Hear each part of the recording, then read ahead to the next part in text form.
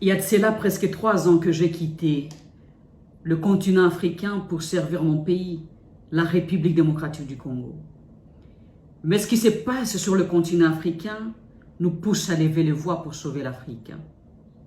Et je m'adresse plus particulièrement aux chefs d'État et des gouvernements africains qui vont bientôt se réunir à Addis Abeba au sommet de l'Union africaine pour nous représenter.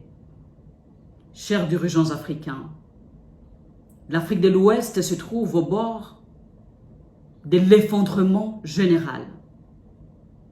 Et les États, jusque-là, qui résistent, nous ne savons pas s'ils vont résister encore pendant combien de temps.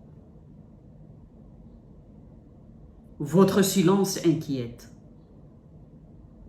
Les silences de l'Union africaine inquiètent. C'est parce que l'institution est financée en grande partie par les organisations internationales. Les États africains ne peuvent-ils pas prendre en charge l'Union africaine pour que l'Union africaine garde son indépendance pour défendre le peuple africain comme il se doit?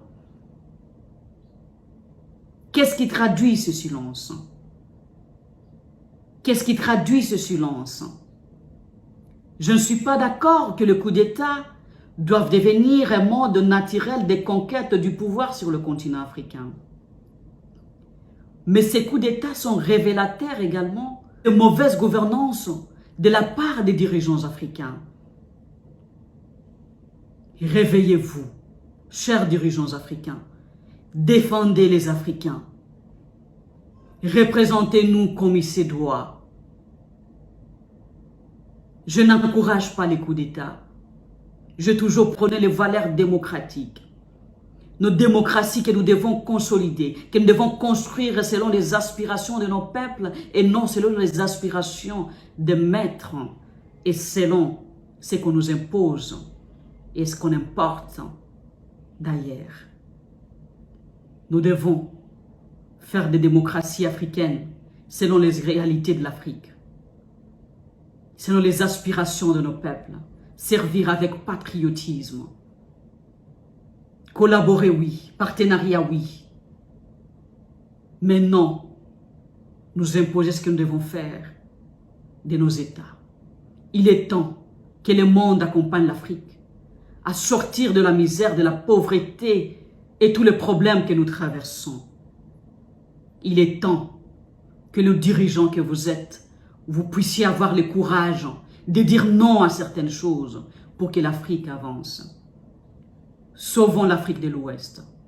Je n'encourage pas les coups d'État parce que, en grande partie, que ce soit le militaire ou le civil, dès qu'ils arrivent au pouvoir, ils font la même chose. Le pouvoir est corrupteur. Civil ou militaire, ils ne font que la même chose. C'est la raison pour laquelle j'encourage tout ce qu'il y a comme effort démocratique pour permettre au peuple de se choisir les dirigeants qu'ils veulent. C'est encore possible de sauver l'Afrique. Vous avez tout ce qu'il faut pour sauver l'Afrique. Pourquoi ce silence de l'Union africaine? Parce qu'elle est financée en grande partie par les organisations internationales. Finançons l'Union africaine pour que l'Union africaine ait son indépendance. Je suis diplomate et je n'encourage pas à ce que nous ne puissions pas collaborer avec le monde entier. Nous sommes censés collaborer. Mais il est temps, le monde doit comprendre que l'Afrique doit avancer, que les Africains doivent se prendre en charge, que les Africains doivent diriger selon les aspirations de nos peuples.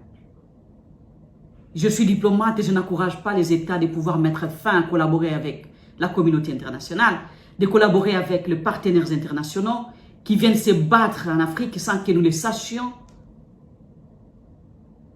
On ne peut pas nous interdire de collaborer avec les partenaires que nous voulons, parce qu'entre eux, ils collaborent.